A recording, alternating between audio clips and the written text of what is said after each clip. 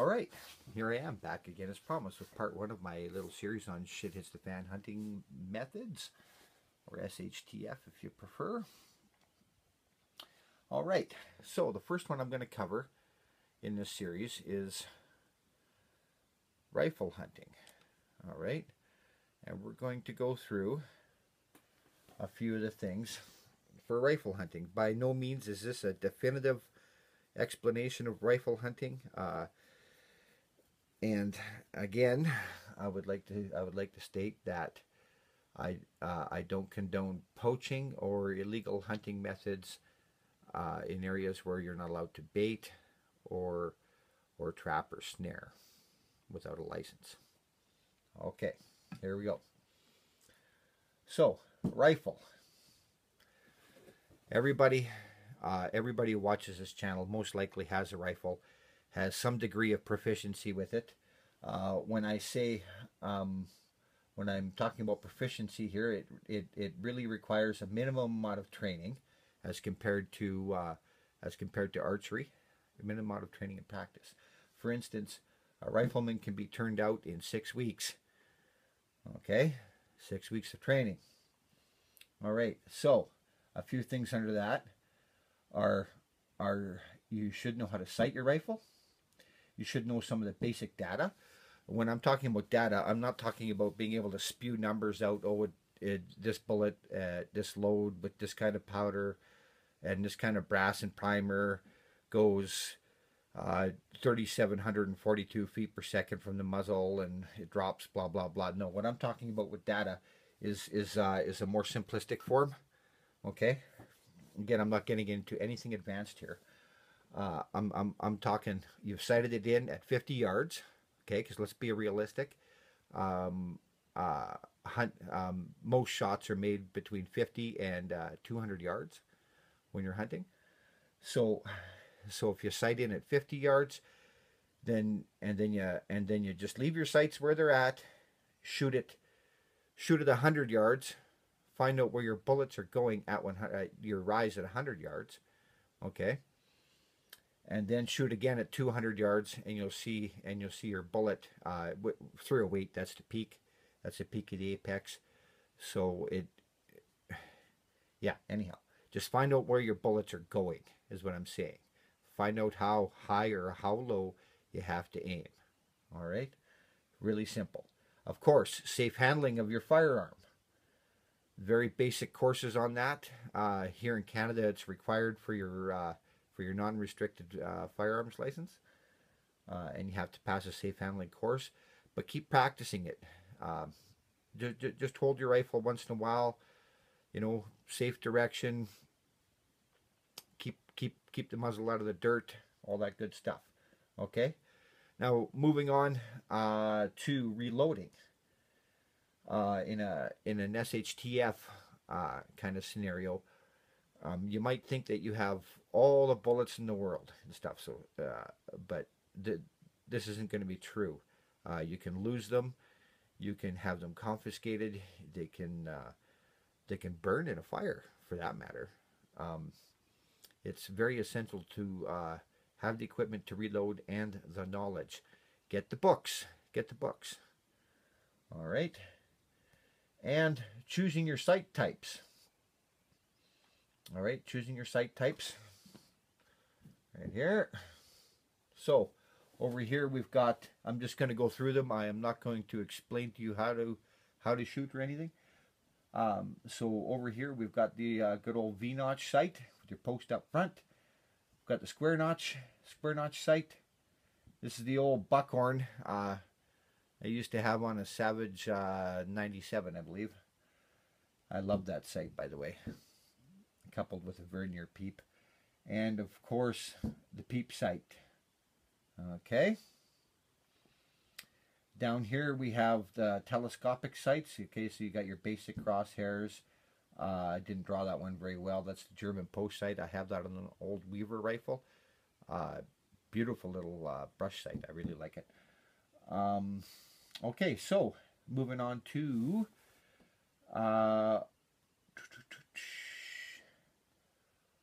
open sights. Some advantages here. You have limited range visibility is what I should have said here, okay? Due to brush, rough terrain, bad weather, heavy snowfall, fog, that sort of stuff.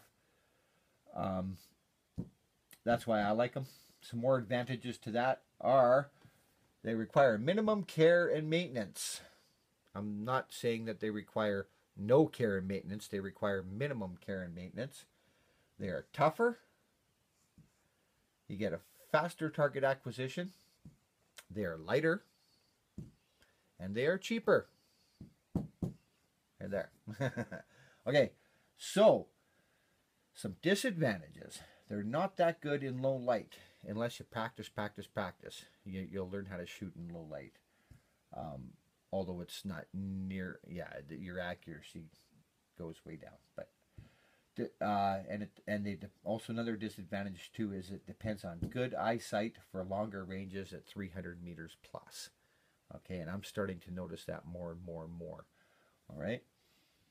So I still use them though. Telescopic sights. They're better in low light. It enables longer range shots, of course. And then some disadvantages right here is the weight, and of course it requires more handling care. So you got to be more careful with it. You can't, like if you drop your rifle, especially scope first, you're really looking at some problems that can arise from that. Okay, moving on over to here really quick. Like I said, I'm going through these videos very, very fast. These are very basic things that a person can work on. Okay.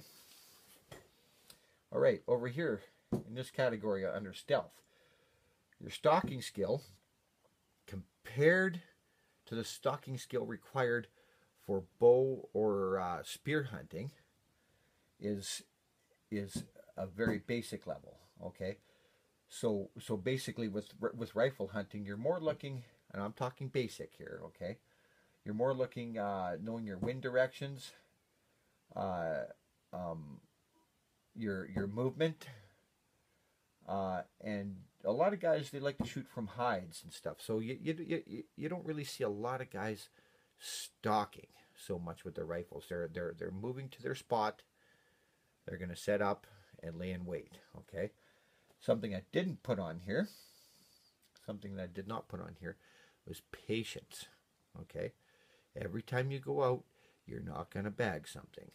Okay. You might get a bit of a lucky streak 1 year, or for 1 week or 1 month or whatever, but you're not going to get it all the time. Okay. Now, some overall disadvantages. Okay. So because of the range of a firearm, silence of movement is not as critical as that of an archer, and that also depends on the terrain. I should have mentioned that. Sorry for jumping around. Depending on terrain. All right, thick bush. Okay, you're going to be stalking. All right, so you've got to learn how to walk, what kind of footwear you're going to wear.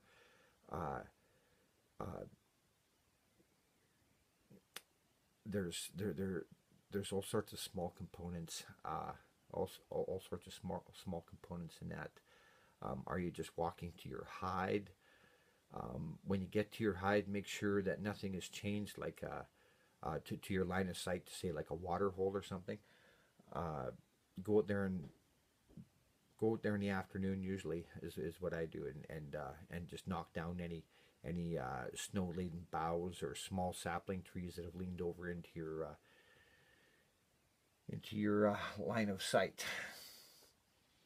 Okay, I think I pretty much covered that. Fairly basic, guys. I did not cover choosing your firearm. Those are all different topics, and there's a million different opinions and ideas out there on YouTube. You can explore them, and you can explore them yourself and make up your own mind. Okay. All right. So I'll make my next video is going to be on archery. and it'll be roughly about the same sort of format as this. I know this is a rough and fast format. I have left out bushcraft skills. That's been beaten to death. Okay. um, yeah, I've left all that out. I've left all that out. So these are just some of the basic things uh, for rifle hunting, in my opinion. Okay. You may share a different opinion. That's fine by me. Good. All right. Thanks, guys.